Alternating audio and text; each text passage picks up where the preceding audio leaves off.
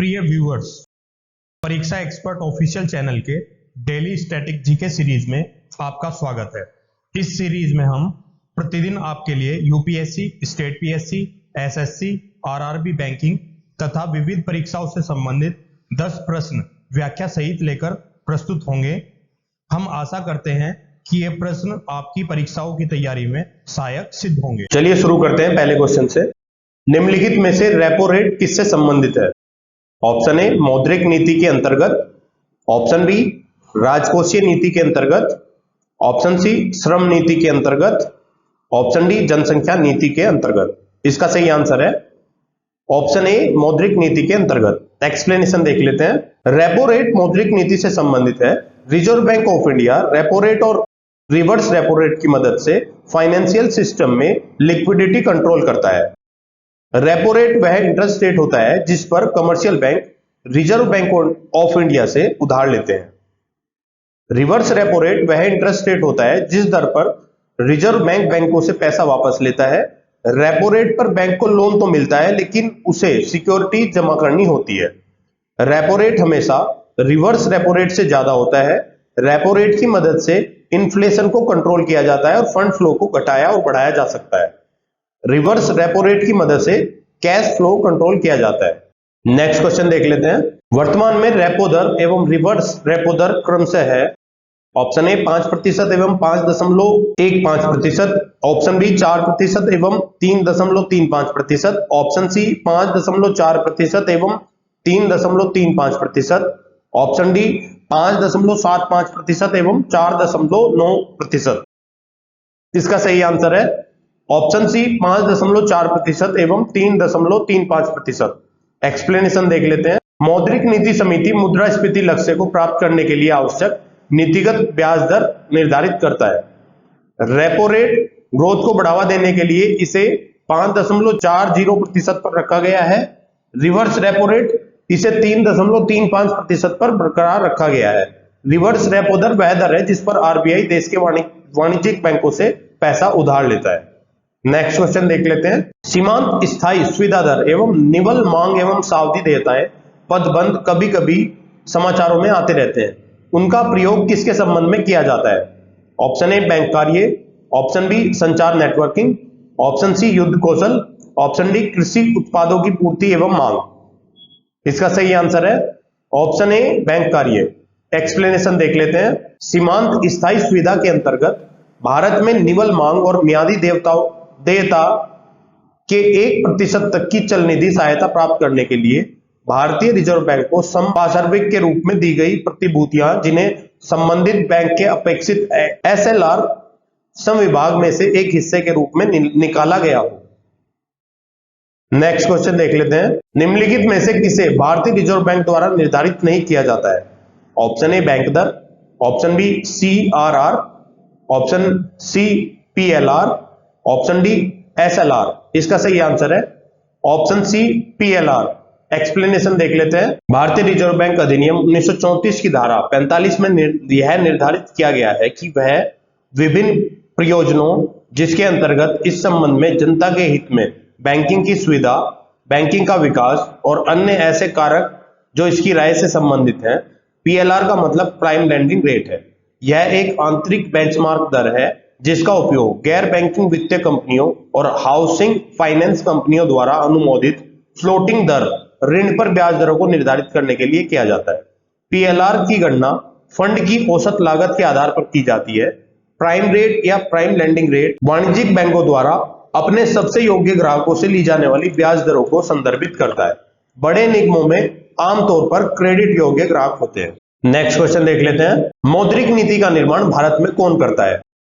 Option A SEBI, option B मौद्रिक नीति समिति, ऑप्शन सी वित्त मंत्रालय, ऑप्शन डी योजना आयोग। इसका सही आंसर है ऑप्शन बी मौद्रिक नीति समिति। एक्सप्लेनेशन देख लेते हैं। भारतीय रिजर्व बैंक हर दूसरे महीने मौद्रिक नीति की समीक्षा करता है।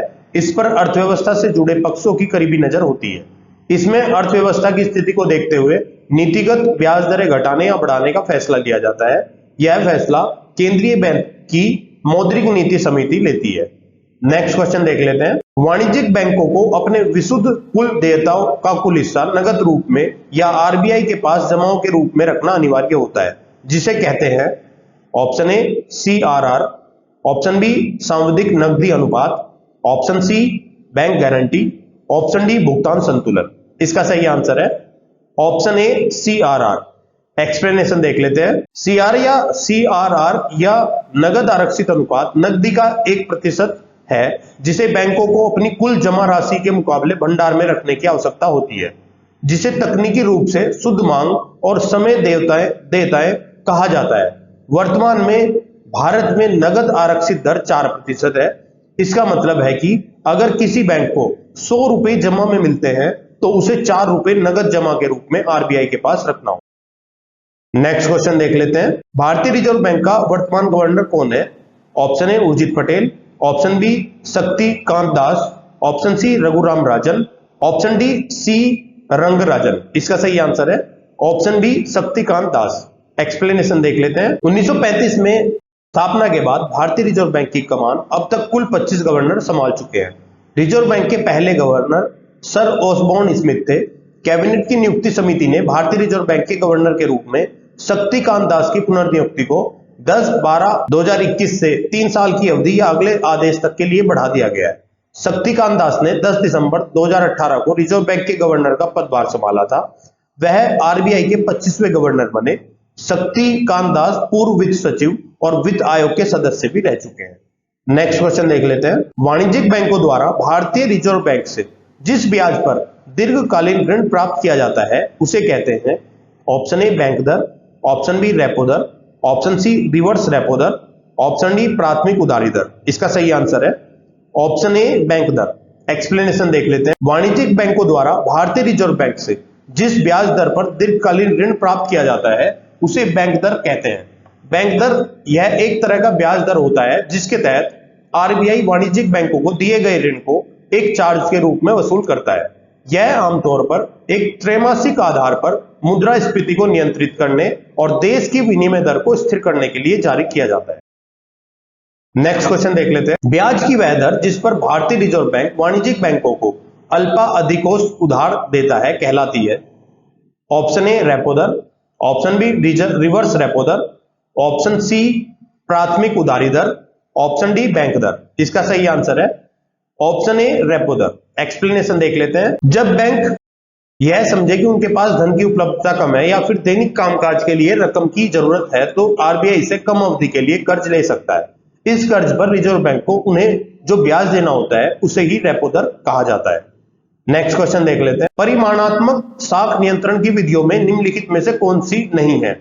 ऑप्शन ए बैंक दर, ऑप्शन बी परिवर्तन कोष अनुपात, ऑप्शन सी खुली बाजार कार्रवाई, ऑप्शन डी उपभोक्ता उधार का नियमन। इसका सही आंसर है ऑप्शन डी उपभोक्ता उधार का नियमन। एक्सप्लेनेशन देख लेते हैं। परिमाणात्मक नियंत्रण यह साख नियंत्रण का वह साधन है जो बैंक के नगद कोषों पर प्रत्यक्ष प्रभाव डालता है।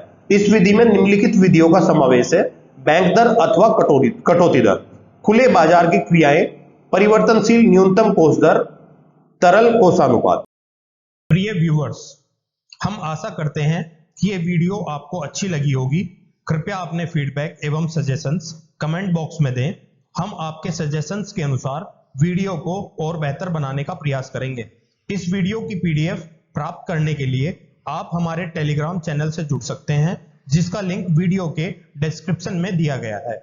आप हमारी वेबसाइट www.parikshaexpert.com पर जाकर किसी भी एग्जाम की टेस्ट सीरीज ज्वाइन कर सकते हैं।